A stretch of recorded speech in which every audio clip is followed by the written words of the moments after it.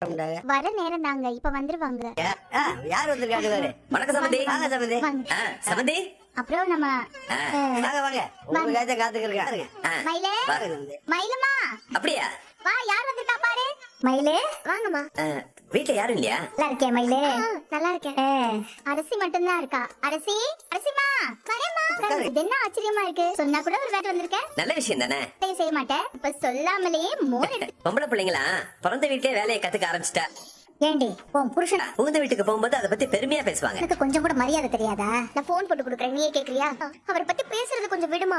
இன்னுமா அவருக்கு கோபம் குறையல? மா, சீர்கான காசு அப்பா எப்படி கொண்டு வந்தாருன்னு சொன்னாரு உங்ககிட்ட?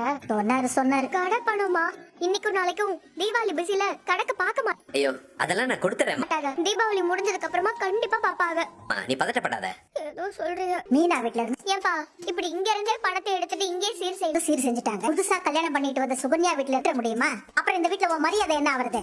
சீர் செய்வாங்க, நாங்க உன்னை மட்டும் அப்படியே மரியாதை அப்படியே கொடி கட்டி பறந்துட்டு இருக்கு. நீ எனக்கு உன் புருஷனை கைக்குள்ள போட்டுக்க தெரியல. நீ வேற எதுக்குமா தேவையில்லாததெல்லாம் பேசிட்டு இருக்க? சீர் கொடுத்தாச்சுல, உன் வேலை முடிஞ்சிருச்சுல. கிளம்புறேன், சும்மா கத்தாத. இதுக்கு மேல வெறுப்பேத்தாம தயவு செஞ்சு கிளம்பி சொல்லிட்டேன். இந்த பாரு மயிலே, உங்க அப்பா சொன்னாருங்கிறதுக்காகலாம் நாளைப்பட வர்றாருன்னா கறி சமைக்கணும், விருந்து வைக்கணும், இனிப்பு காரமெல்லாம் வாங்கி வைக்கணும். மாப்பிளைய கூட்டிட்டு வீட்டுக்கு வந்துடாத. அது மட்டும் இல்ல, நாங்களும் பழைய துணியெல்லாம் போட்டுக்கிட்டு நிக்க முடியும். வீட்டுல யாருக்கும் புது துணி எடுக்கலையா? எங்களுக்கு துணிமணி வாங்கணும், பட்டாசெல்லாம் வாங்கணும். சுடருக்கு மட்டும். அதுக்கு மேல வேற எதுவும் செலவு பண்றதுக்கு வக்கு இல்லடி. அரசி, உங்க வீட்டுக்கு பயப்படுறியா? எதுக்கும் பயப்படாத அரசி. என் மேல பிரச்சனை வந்தாலும் நான் பாத்துக்கிறேன். அரசி, இந்த கிஃப்ட் வாங்கிக்க. எப்படி தெரியுது? கொஞ்சம் கூட மூளையே இல்லாதனமா உன்னை நம்பி வந்தேன். அதுக்காக எதோ மாதிரி தெரியுதா? போன தடவை பைத்தியக்காரமே நான் பைத்தியக்காரியாவே இருப்பேன்னு நினைச்சிட்டியா?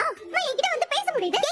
உன்கிட்ட தப்பையும் பண்ணிட்டு எப்படி உன்னால இப்படி கேவலமா உனக்கு இந்த தைரியம் வருது? கோவப்படாம கொஞ்சம் பொறுமையா இரு. நான் உன்னை சும்மா விட்டேன். மத்தபடி உன் மேல எனக்கு உங்க அம்மாவை யோசிச்சு, ராஜா அண்ணியோட அம்மாவை யோசிச்சு மட்டும் கொஞ்சம் கூட எனக்கு இந்த நிமிஷம்